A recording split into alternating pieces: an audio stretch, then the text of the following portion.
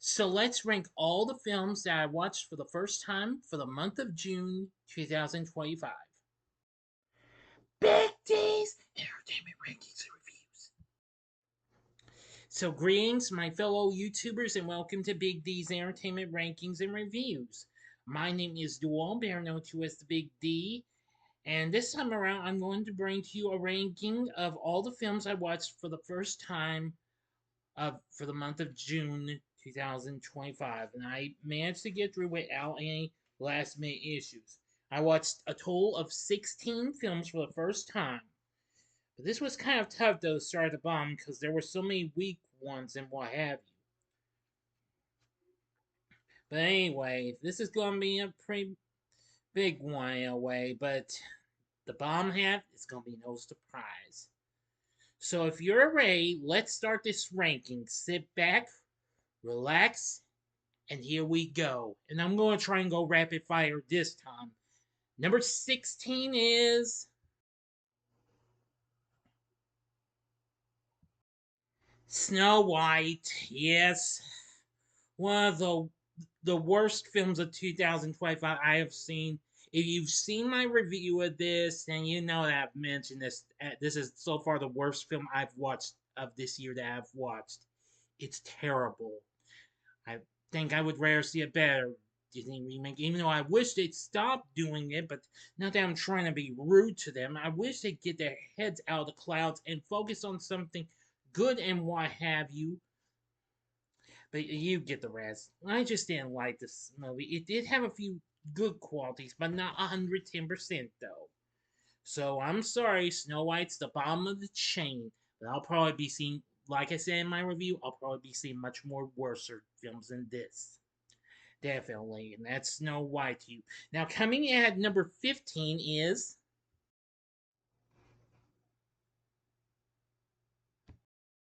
Trail of the Pink Panther from 1982.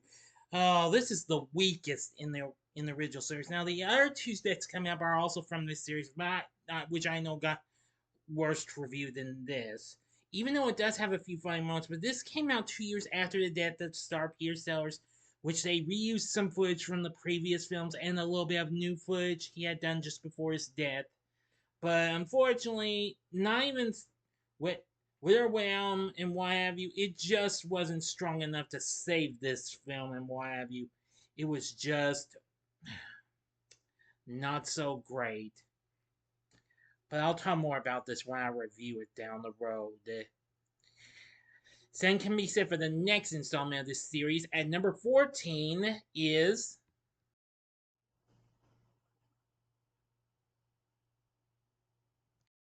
Curse of the Pink Panther from 1983. This film, well, apparently continues after the events of the previous film and, well, features a new character that is supposed to be Clouseau's replacement, what have you, but, well, he's not that great. Ted Wass is in this because this was his first film before he did Oh God, You Devil, and long before he played Blossom's daddy. I'm gonna say this film is okay, but it's still not that great though. Curse the Pink Panther has its moments and what have you. But again, it's just not much that great though. It can also be said for the next film on this ranking. Coming in at number 13 is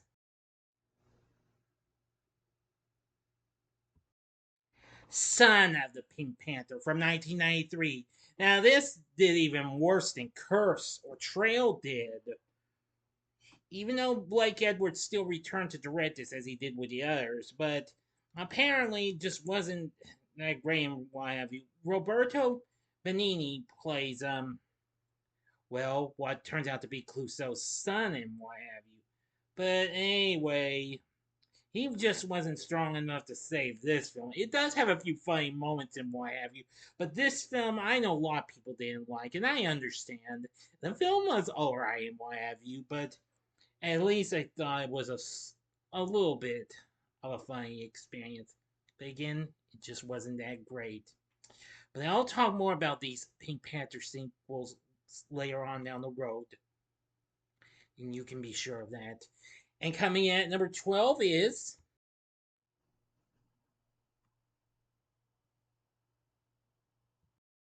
The Woman in the Yard. Now, this just recently came to Peacock last week. I watched it. It was okay, but it did have some issues, though, in the last act. But I'll tell you more about this in my mini review of this, along with Wolfman, later on this weekend. But I'm just going to say it just didn't catch on with me much, and it really wasn't that big in my opinion. It did all right, but just wasn't big though. I mean, well, I did like our leading actress and the two kids. Russell Hornsby, who I remember of TV's Grimm, was in this. So, Woman in the Yard, it's a little bit scary, but just not scary enough and what have you, though. This definitely will be on the worst of 2025 for me, definitely. Same can be said for this one. Number 11 is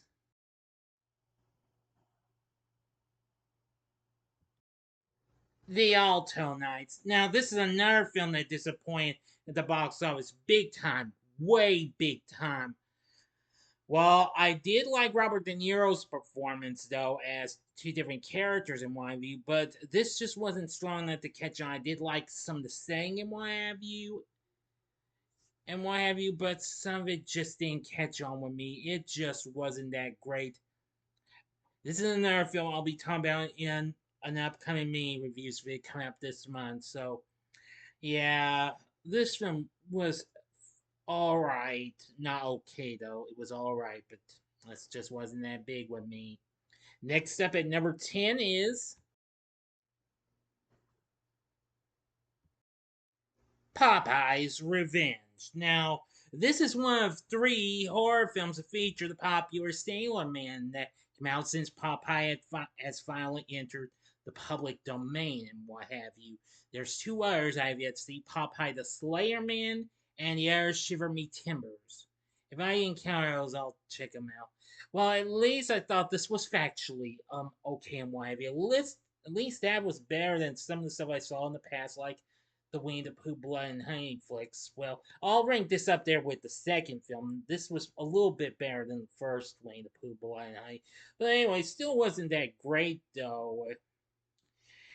Even though I did like the summer camp feeling, what have you, to the film, it's okay and what have you. But I don't think this will have potential to make the worst of. But we'll see what happens. Some of the characters can be a little, but some of the kills were a little whoa. Yeah. Anyway, you can see the film. It's on. I actually watched it on Tubi. I was surprised to see that on there. Definitely. And the same can be said for the next film. Coming at number 9 is a film that, well, it's been around for some time, and that is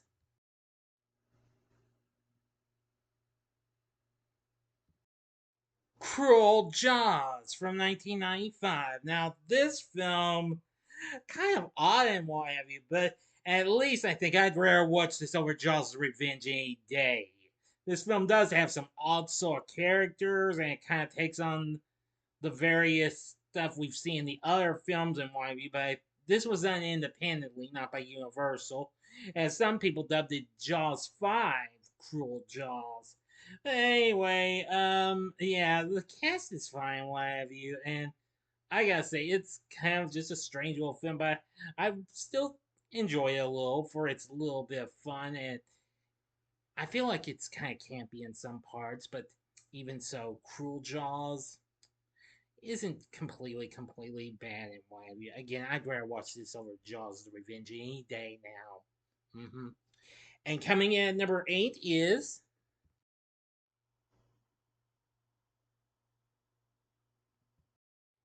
Azrael from last year in 2024. Now, this is a recent horror film I heard some good things about, and this stars Samara Weaving as the titular character. It takes place in a world where no one speaks, where a devout female hunts down a young woman who has escaped from, well, her imprisonment. Recaptured by ruthless leaders, she's due to be sacrificed to pacify an ancient evil deep within the surrounding wilderness. Really frightening in some parts and what have you, but it kind of felt a little different than what I had anticipated. But nevertheless, I thought Azrael was good in some parts. So maybe one day I'll talk about it in a review, and I'll try and keep that in mind. Maybe. We'll see. But Azrael, it turned out to be pretty decent and what have you. Next at number 7 is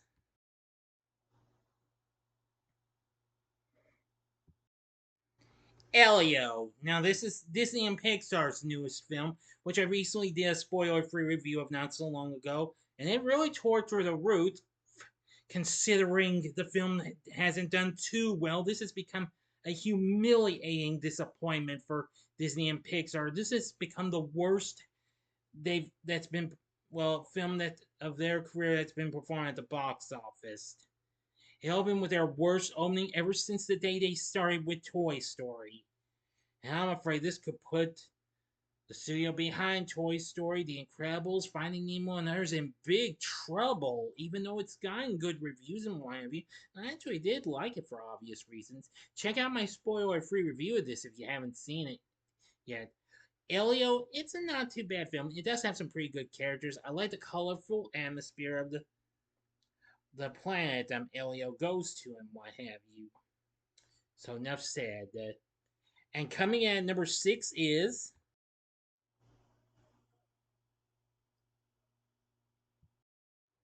Ballerina from the world of John Wick. This is another film that hasn't done too well. Oh, but I'm not telling you who we have to thank for it. Even though it's gotten some decent response in what have you, it does take place between the events of John Wick's Chapter 3 and 4. Well, it mostly takes place during the events of the third one, where Eve Macaro begins her training in the assassin traditions of the Ruska Roma. I thought this was pretty good and what have you, despite it had some issues. But nonetheless, I thought it was a pretty good spin off to John Wick. Check it out while you still can before it comes to streaming. But anyway, it's a pretty good action packed flick. Check it out, my spoiler free review of this if you haven't seen it yet. Next up at number 5 is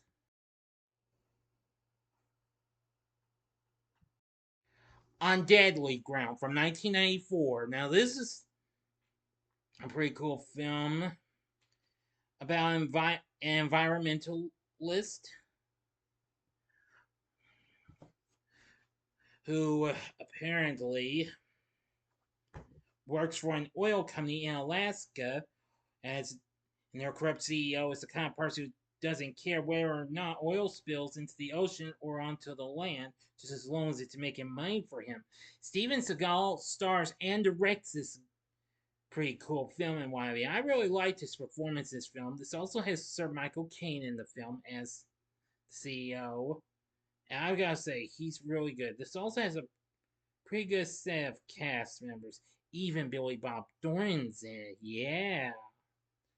Anyway, I think On Deadly Ground, this is a pretty good film with Seagal. I have yet to review some of his films, but when the time is right, I will be reviewing some.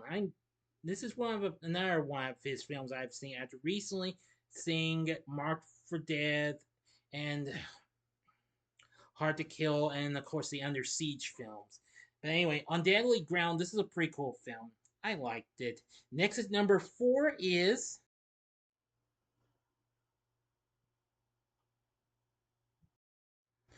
My Hero Academia. You're Next from last year in 2024. Now, this unfortunately only got released another theater in my home state that another city in my home state just a few miles from me. Unfortunately, they got the subtitled version. I unfortunately failed, and they failed to get the dubbed in English version, which means I failed to go see this like the last two installments. I tried was going to watch on Netflix. Well, I could find what's the subtitled one. But thank goodness for Hulu, they managed to get the dubbed in English version. I watched this and it was pretty awesome and epic, just like the other films were. and the series itself. I'll think of reviewing this sometime down the road. My Hero Academia, you're next. It's pretty cool and what have you. If you're a fan of this anime, you'll love this film. And coming in at number 3 is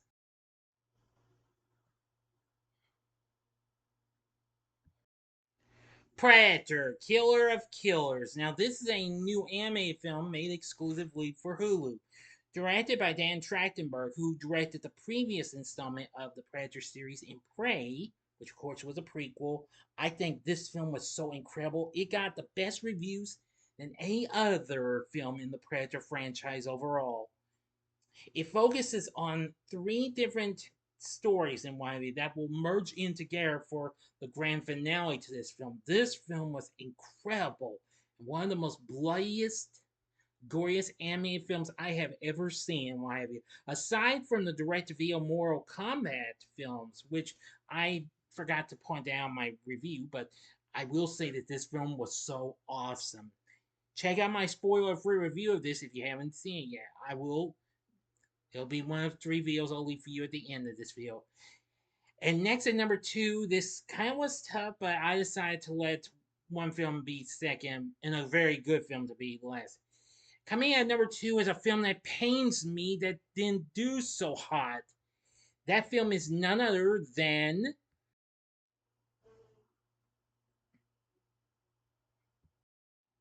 Megan 2.0. Now, while I actually did like this film a whole lot, maybe not as much as the first film though. Even though despite it might have shied away from the horror thing like the first film did, which I understand and what have you. This took more of a sci-fi action approach and make it feel like Terminator 2. And I can understand that, but I don't know why in the con blooming world you people out there didn't show much love and respect for this. And this film had a humiliating opening. You better see this film while the gang's good, or else you've disappointed Blumhouse big time. Seriously. I'm dead serious. Oh, sorry, I'm getting carried away here. But I loved the performances we got from everyone. Check out my spoiler-free review of this if you haven't. It may not have matched up to my review of the first film, but nevertheless, it's already gone over 100 views. Maybe this will convince you to go see it. Megan 2.0, you need to see this film. Where if you, it may not have the horror feel to it, but that doesn't mean it's completely, well, now you get the point, alright? But if Megan 2.0 is in the runner-up position, then this means my number one first time watch of June 2025 just so happens to be